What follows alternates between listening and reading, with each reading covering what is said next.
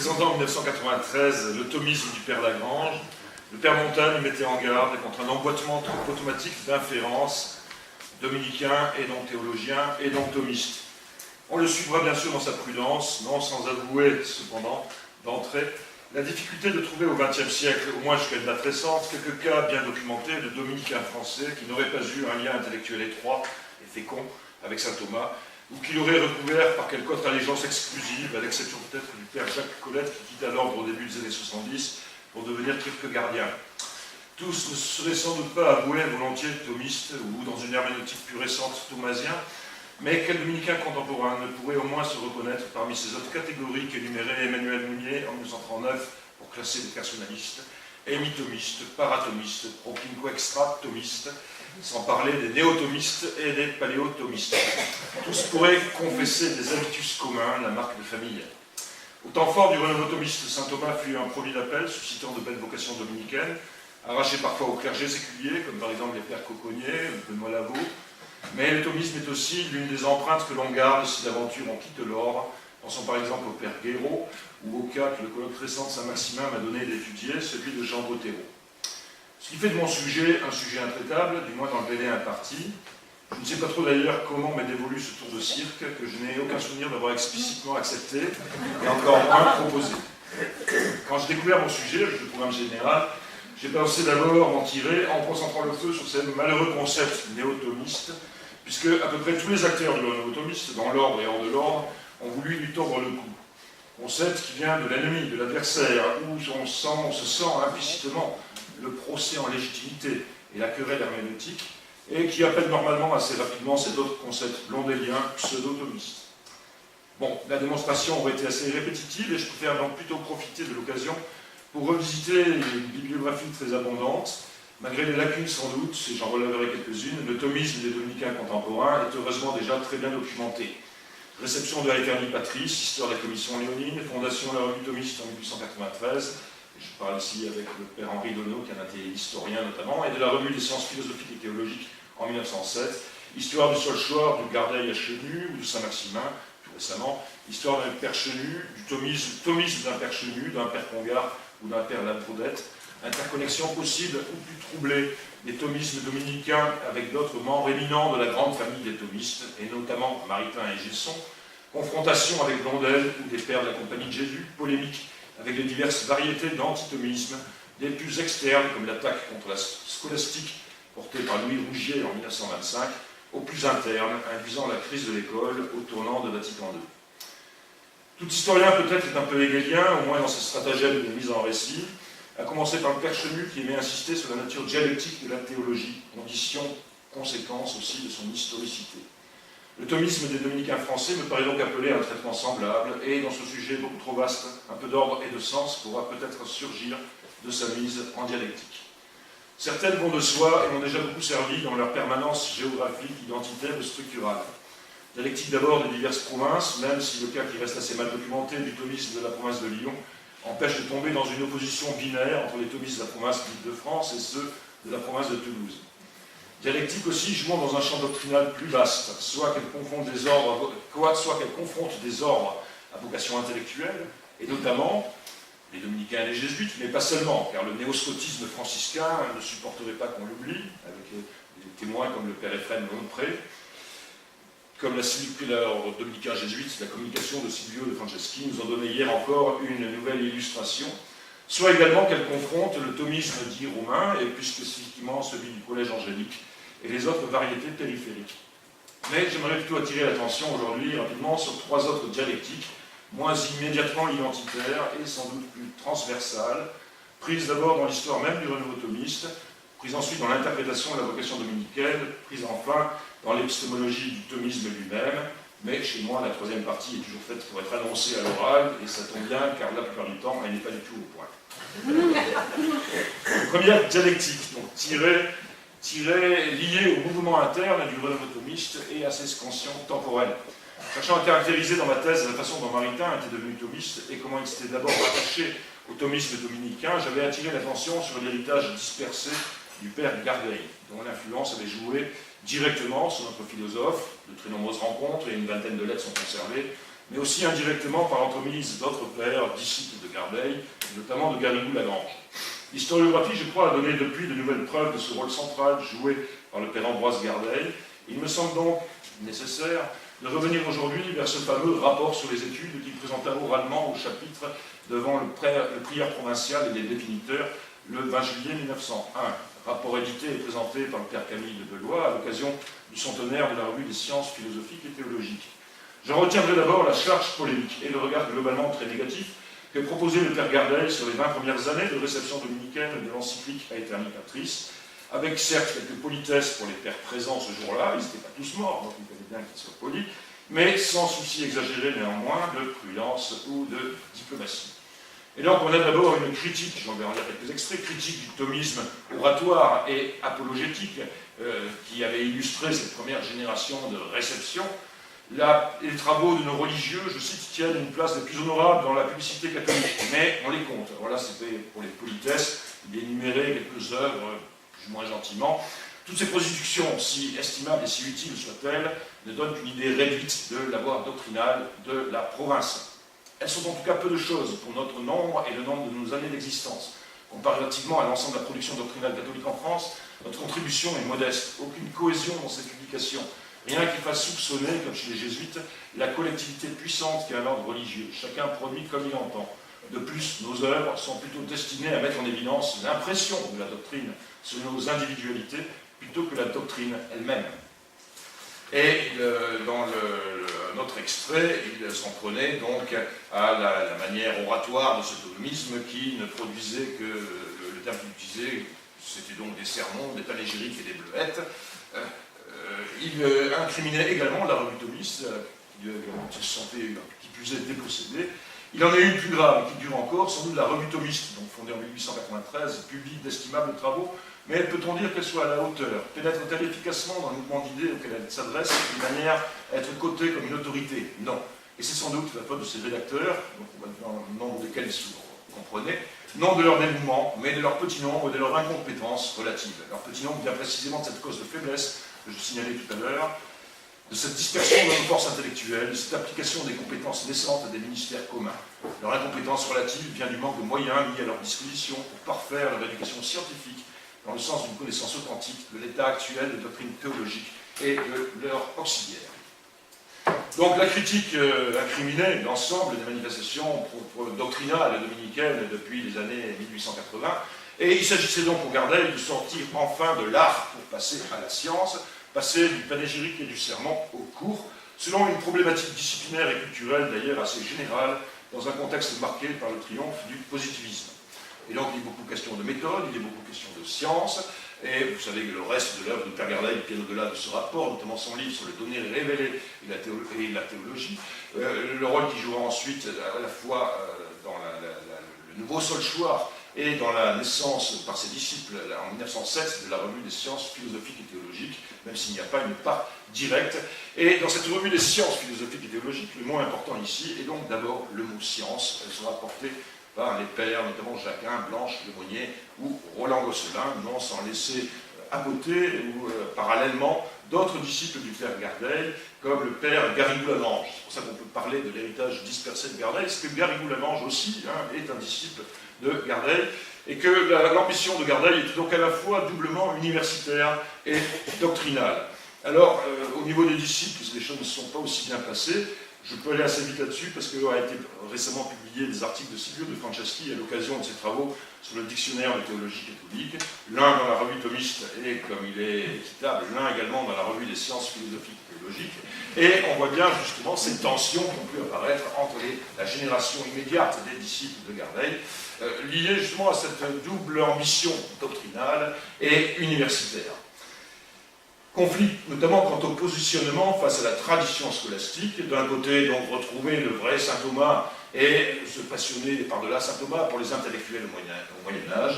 D'autre côté, l'ambition doctrinale suppose aussi entrer dans le combat doctrinal. Or, on a vu que les adversaires principaux encore de Garrigou-Lagrange, à cette époque-là, c'était des jésuites et leur molinisme, leur suarésianisme, ce qui signifie retrouver donc la scolastique dans son état moderne, chez les grands commentateurs du XVIe ou du XVIIe siècle, qui avaient été précisément les adversaires de Molina ou de Suarez.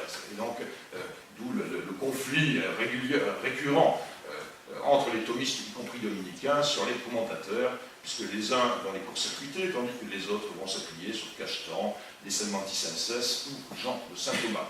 Ça sera parfois accentué aussi par la cartographie doctrinale des provinces. L'exil notamment de la province de Toulouse à Salamanque les a sensibilisés un peu plus qu'à Paris à cette question des commentateurs du XVIe et XVIIe siècle. On le voit bien justement dans l'article de Montagne sur le thomisme du Père Lagrange. Père Lagrange a non seulement découvert saint Thomas, mais il était tout à fait content aussi de la scolastique moderne. Et donc cette césure pouvait tout à fait s'autoriser de Gardel, qui a eu à cœur toute l'histoire de l'école, pas simplement saint Thomas, mais toute l'histoire de l'école. Par exemple, on a cette lettre de lui à Maritain: je suis d'accord avec vous sur les causes de la dégénérescence de la scolastique. Le nominalisme et l'attachement trop matériel à certaines doctrines scientifiques qui illustraient la doctrine de saint Thomas sans la fonder, ont jeté le discrédit sur la métaphysique de l'école. J'estime cependant qu'une autre cause est intervenue, car on ne peut douter que l'intelligence de saint Thomas, de sa théologie et même sa philosophie n'ait persisté tant dans notre école dominicaine que dans certains centres scolaires, la Sorbonne, Louvain, Douai. Vous voyez l'article récent, etc. Mais, comme il disait, ces auteurs modernes avaient produit en latin, et ça les avait donc condamnés à l'époque du cartésianisme. Les excellents maîtres du XVIIe siècle s'étaient condamnés dans la langue scientifique de latin et n'avaient pas cherché à faire passer leurs idées dans le langage moderne, qui devenait à cette époque, avec Descartes en particulier, le véhicule des doctrines philosophiques. Le père Brémond notait l'absence de la spiritualité dominicaine dans le mouvement mystique du XVIe, c'est vrai au point de vue de la littérature de langue française, mais très faux au point de vue des réalités. Nos ouvrages mystiques étaient alors écrits en latin, il en est de même, à ce qui me semble, pour le mouvement doctrinal. On n'a pas cru chez les nôtres à la possibilité de la substitution des langues modernes à la langue savante et officielle comme organe de doctrine philosophique. Il a appelé ça un préjugé paresseux.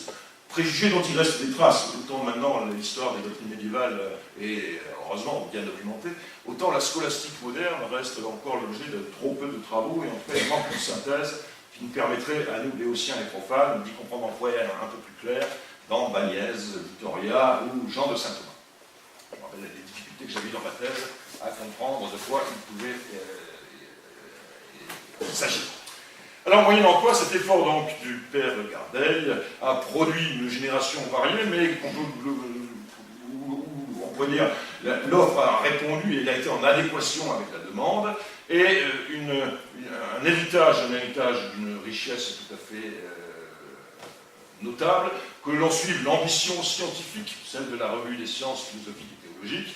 Grande victoire, à l'époque de Gardel, il n'y avait qu'un seul père qui a été bien noté par l'Institut, c'est le père Scheil, et c'était un assyriologue. Mais voici bientôt Sertillange qui rejoindra également l'Institut, et cette tradition universitaire se traduira également, jusqu'à aujourd'hui, par toute une série de vocations universitaires au CNRS. Il y aurait d'ailleurs une étude à faire chez ces religieux, notamment chez ces dominicains, engagés au CNRS.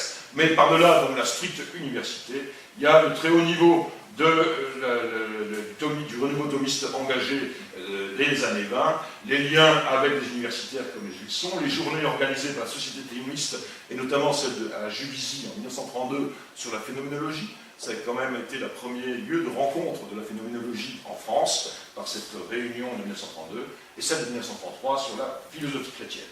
Succès également doctrinal, parce que même si Père Garrigou-Lagrange manque encore d'une bonne biographie, il ne faudrait pas s'imaginer que les contemporains avaient sur lui le point de vue de la postérité. Il a été en effet un apôtre de l'intelligence, il a joué un rôle tout à fait essentiel dans le renouveau mystique et dans le renouveau d'une théologie spirituelle, dans l'accompagnement du renouveau mystique et dans la renaissance d'une théologie spirituelle. Et par-delà Garrigou-Lagrange, l'apostolat doctrinal des frères prêcheurs et faisant de saint Thomas l'apôtre de l'intelligence, prend très bien dans l'immédiate après-guerre. Ça se traduit par exemple dans la Revue des Jeunes du père Barge et dans l'édition de la Somme qu'ils en ont proposé, l'édition d'une Somme vulgarisée et grand public, si on peut dire, grand public. Donc cet apostolat doctrinal à l'époque, ce que Henri Guéon a appelé en 1924 le triomphe de saint Thomas d'Aquin, a été tout à fait un succès. Il suffit de regarder par exemple le numéro commémoratif de la Revue des Jeunes pour le père Barge, il y a toutes les grandes signatures de l'époque de Claudel, un Mauriac, un Maritain, etc. Donc il y a eu une vraie prégnance de cet effort doctrinal. Alors ceci dit, essoufflement de l'élan Gardel, en tout cas À la fin des années 20, il y a eu la crise d'Action française et ses répercussions dans l'ordre, qui a des répercussions également sur les divers thomistes de l'ordre. Il y a aussi peut-être le succès de la philosophie thomiste, et qui passe, notamment avec des maîtres laïcs comme Maritain et Gilson, et qui passe peut-être par une certaine humiliation des théologiens. En tout cas, on note dans les années 30 le retour d'une charge polémique, et comme si l'élan fondateur du Père Gardel s'était épuisé, et comme s'il y avait besoin de nouveau de refonder quelque chose. Cette charge polémique, elle sera implicite, mais trop bien perçue à Rome, dans le nouveau programme du Père Marie-Dominique Chenu, une école de théologie sur le soir, mais elle était déjà là très explicite dans les notices nécrologiques du bulletin thomiste, par exemple, ou dans un article comme celui que publie Congar dans 7 en janvier 1935, faisant un bilan de la théologie pour l'année qui venait de s'achever. Les théologiens dans notre monde ne sont plus entendus. Je vois bien que si on ne les entend plus, c'est qu'on ne les écoute plus, c'est qu'on ne les consulte plus. Oui, c'est un fait. On n'invite plus le théologien au Conseil de la Cité. Encore faut-il qu'il soit invitable. C'est ici que revient le plan théologique de 1934, étant seulement entendu qu'on peut dire de 33 ce qu'on dira de 34, et non seulement de 33, mais des années qui ont précédé 33, et de bien d'autres années avant celle-là, car la situation faite à la théologie dans le monde contemporain, qui nous paraît apporter pour 34 un bilan assez creux, s'est nouée au temps même où l'unité de la chrétienté médiévale s'est dissoute et où sont apparus les principes nouveaux du monde moderne. Cela nous reporte la constitution des États laïques aux premières philosophies de l'immanence, aux ruptures de la Renaissance et de la Réforme. Tout cela a eu pour résultat de couper en deux notre univers spirituel. On eut d'une part l'univers spirituel du monde moderne, poursuivant son évolution selon sa logique propre, abordant seul et résolvant seul les problèmes de la vie, avec ce qu'il avait pu par habitude et en vertu des traditions incrustées dans les institutions mêmes, garder du christianisme. Et d'autre part l'univers spirituel des clercs, le ciel des théologiens, coupé du monde, répétant dans une langue à part, dans une langue morte, leurs problèmes à eux, des problèmes fixés, une fois pour toutes et comme éternisés, moins par l'abstraction scientifique que par le manque de foi et d'intérêt scientifique. La théologie est devenue elle-même comme une technique, une chose à part, une activité de corps ou de classe, un savoir corporatif, un domaine spécial et fermé qui intéresse quelques-uns. Il est urgent que nous, clercs, nous fassions porter notre effort et appliquions notre vocation de celle de la terre à la théologie elle-même comme science humaine des choses de la foi, qui touche à la foi. Tant que nous n'aurons pas fait la théologie de toutes les grandes réalités humaines qu'il s'agit de regagner au Christ, nous n'aurons pas fait la première des choses qu'il faut faire. Tant que nous parlerons du marxisme et du bolchevisme en latin, comme je l'ai vu faire dans tant de cours et dans les congrès de théologiens, Lénine pourra dormir en paix dans son mausolée de Moscou. Et donc ici, le mot important n'est plus science. Le mot important est passé à la théologie, de même que dans le titre de la brochure bien connue de Chenu, il s'agit d'une école de théologie.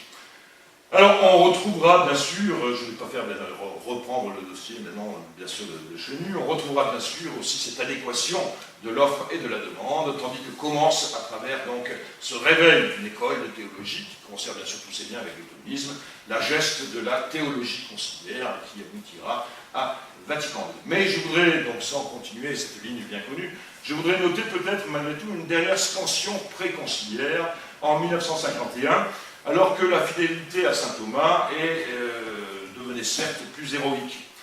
Ça se traduit en 1951 par deux choses que vous serez étonnés que je mette en parallèle, rapprochement audacieux, surtout quand on pense au devenir post-conciliaire, mais qui peut paraître malgré tout possible et guidé par les circonstances. C'est le manifeste Sagesse, publié par un certain nombre de pères et pas que des pères, c'est plutôt Olivier Lacombe, et dans l'entourage de Maritain, né des rencontres de Copsal, que ce manifeste a été écrit en 1951.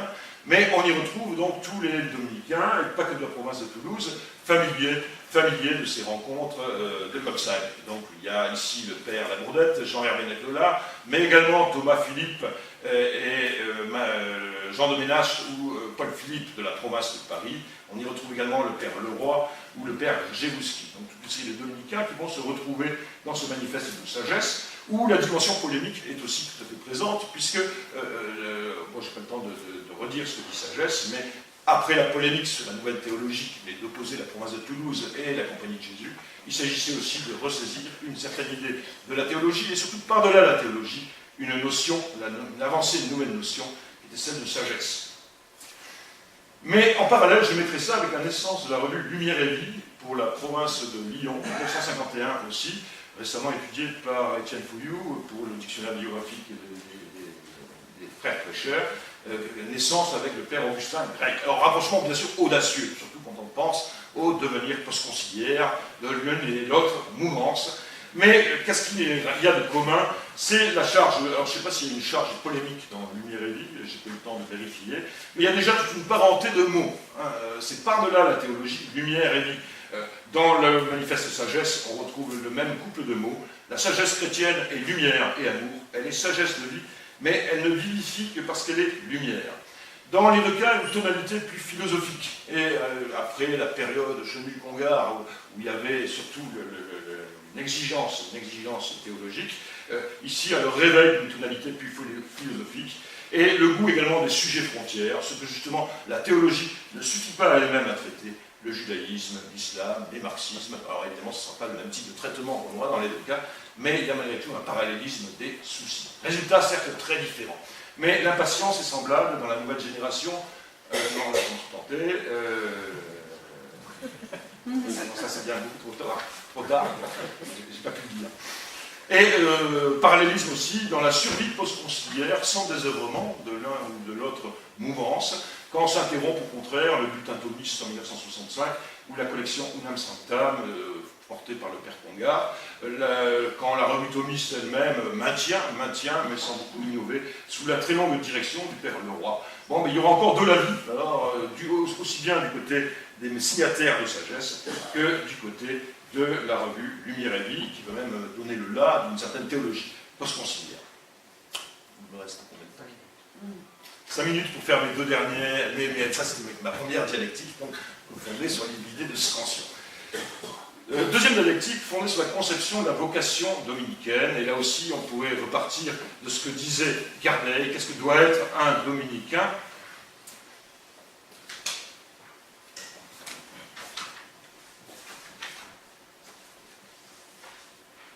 Ah, c'est ça l'inconvénient de préparer trop tard, j'ai pas eu le temps de recopier l'extrait. Qu'est-ce que doit être un dominicain? Oui, l'existence distincte des ordres religieux dans l'Église, à condition des services spéciaux qui sont appelés à rendre au bien commun. À ce point de vue, notre ordre s'est distingué incomparablement au XIIIe siècle. La nécessité de son existence ne peut faire de doute, tant étaient alors incommunicables les services rendus. Mais dans les siècles suivants, on peut mesurer la prospérité ou le déclin de l'ordre à la conscience qu'il a eue de son but spécial et à la volonté qu'il a développée pour l'affirmer. Et donc se posait pour Gardner la question de la vocation dominicaine, qu'est-ce qui rendait les dominicains indispensables dans l'Église. Pour ne pas avoir à revenir à la citation, ça avait des conséquences évidemment sur la modalité de formation, et donc Gardner critiquait le studium de Flavigny. Le grand mal, le fléau de Flavigny, c'est l'isolement, la déperdition de capacités qui en résulte est incalculable. Au bout de quelques années, quand leur cours est fait, les lecteurs tombent dans la routine et le marasme. Le cas de ramollissement est un cas limite, mais en deçà de cette limite, notre vie est une lutte perpétuelle contre les dépressions intellectuelles. Témoins et confidents attristés de leur découragement fréquent et des surprises des élèves auxquels nous inoculons l'apathie, j'ai le droit et le devoir de dire hautement que Flavigny est pour nos études un tombe. Alors, on le voyait bien chez Gardner, mais on en retrouvera des traces de ce type de discours pour d'autres studiums, à d'autres moments, évidemment, de l'histoire contemporaine. Et donc se pose la dialectique, lui, de la vocation dominicaine et de la manière dominicaine de faire du thomisme et de la théologie. Le père Donneau, dans la contribution qu'il a donnée au colloque sur un nouvel âge de la théologie, a insisté sur la dimension communautaire de la production de la théologie chez les dominicains. Dans la tradition dominicaine, je le cite, la production de la théologie n'est pas affaire simplement personnelle, mais aussi d'abord communautaire. Il s'agit toujours plus ou moins d'une théologie d'école, entendons-nous, d'une théologie produite au sein d'une communauté de frères qui vivent ensemble, qui prient, qui prêchent, qui étudient, qui enseignent les uns avec les autres, pour les uns et par les autres. Si le XXe siècle a inévitablement distendu l'unité doctrinale de l'école dominicaine, ne fût-ce que par l'irruption de nouveaux types de questionnements dépassant beaucoup l'ancien cadre militaire de métaphysique thomiste, si le thomisme dominicain lui-même s'est diversifié non seulement entre provinces, mais à l'intérieur même des différents courants d'études, n'en demeure pas moins un lien congénital, du fait même du charisme et des constitutions dominicaines, entre production de la théologie et vie commune. Et donc, ça va guider toute une série de questionnements, hein, cette manière de concevoir l'ordre comme l'ordre chargé de la production théologique, guide bien sûr toute une série de questionnements sur la formation notamment de comment devient-on thomiste, comment entre-t-on en scolastique. Maritain, dans son docteur angélique, avait opposé plusieurs manières de thomistiser et lui-même accentué l'arcane monastique. Et le souci a été longtemps celui aussi, la province notamment de Toulouse à Saint-Maximin, il avait été celui de l'accordaire. Sa correspondance a aussi révélé des jugements critiques sur d'autres types de formations, Et par exemple, celui qui donnait sur le Solchoir en 1946, le Père Chenu et les amis du Solchoir sont en général d'une grande générosité et d'une grande science. Il y a des jeunes que j'aime beaucoup, mais il y a quelque chose qui manque. Avec tout leur zèle, leur ardeur, leur fraîcheur, ils souffrent d'une espèce de complexe que Péguy aurait appelé sorbonnard. Érudition, scientisme, effort pour assimiler tout le moderne sans avoir un estomac assez solide. Thomisme sincère, mais oscillant, manque de force intellectuelle. Tout cela est très difficile à définir, il fait des nuances qui intéressent surtout les débats intérieurs du thomisme, mais le résultat est qu'il tourne autour de la sagesse comme des papillons, plutôt qu'il pénètre. Et donc, parmi ces tensions permanentes, on relève plusieurs lieux. D'abord, le cursus des études, le type de formation, et d'abord son lieu même en quête du couvent théologique idéal. Il y a quelques années, il y avait eu un colloque justement sur l'architecture des nouveaux couvents thomistes des années 50, et le père Bédouel avait fait une belle communication justement sur cet idéal du couvent idéal, sur cette utopie plutôt du couvent idéal, en rappelant Campanella, un dominicain aussi, et qui avait été l'auteur de La Cité du Soleil. Travaillons toujours à recommencer dans la succession des contextes, au fil des expulsions, des exils, des guerres, des sanctions romaines, du manque aussi de lecteurs en nombre ou en qualité suffisante, lorsque les meilleurs éléments sont happés sans arrêt par Rome, par Fribourg ou par Jérusalem. Tension aussi autour du langage de l'école et de la capacité des thomistes à transmettre leur terminologie et leur jargon. La difficulté est perçue dès le début du siècle. Garrigou, lorsqu'il se présentait, disait « Je reste un maritain, je reste un scolastique parlant moitié français, moitié latin. Cela nuit hélas beaucoup aux idées que l'on veut défendre. » La difficulté semble devenir impossibilité au tournant des années 60, quand les traducteurs du credo, souvent dominicains, ne croient plus possible de saisir la différence entre nature et substance. Tension aussi autour de la personnalité du dirigeant des études et de sa capacité à transmettre un élan général et à devenir l'âme d'un travail collectif. Alors, grâce au dictionnaire géographique des dominicains, on pourra bientôt faire une sorte d'approche comparée de la fonction régent des études. Elle a suscité beaucoup d'encre et parfois quelques controverses. Par exemple, il y a eu un livre de Florian Gaboriau, 30 ans de théologie française, qui doit être un ancien dominicain, je n'ai pas trop repéré, Dérive et Genèse, mais il dialectisait la régence pour le Solchoir, la régence Gardeil, le fondateur, la régence Chenu, le modificateur, la régence Geoffrey, le terminateur. Par-delà les questions de formation, la question également de débouché, selon qu'on imagine pour cette production théologique communautaire un débouché doctrinal ou universitaire. Et donc il faudrait se demander ce que cette ambition communautaire a pu devenir au fil du siècle dans des conditionnements de production du savoir plus égotistes.